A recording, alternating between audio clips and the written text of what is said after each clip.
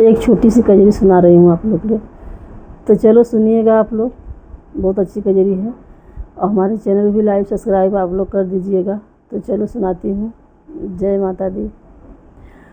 चाहे भैया आवे चाहे जाए हो, सावनवा में ना जाबै नदी। चाहे भैया आवे चाहे जाए हो, सावनवा में ना जाबै नदी।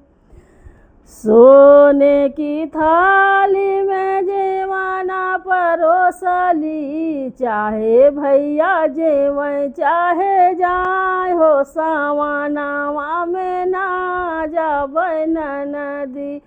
चाहे भैया जेवै चाहे जाए हो, सावनवा में ना जाबै नदी।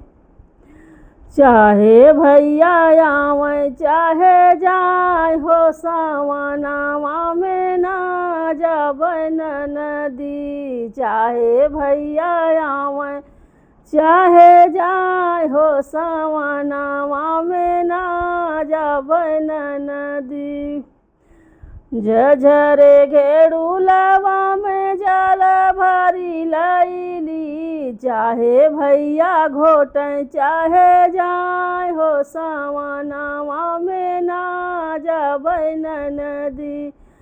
चाहे भैया घोटै चाहे जाए हो, सावनवा में ना जाबै नदी।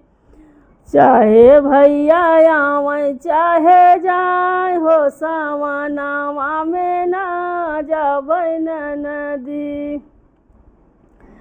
लवंग इलायची का बीड़वा जोड़वली, चाहे भैया कूचै चाहे जाए हो, सावनवा में ना जाबै नदी।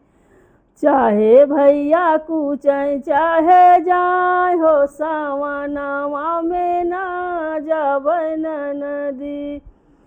चाहे भैया आवे चाहे जाए हो, सावनवा में ना जाबै नदी।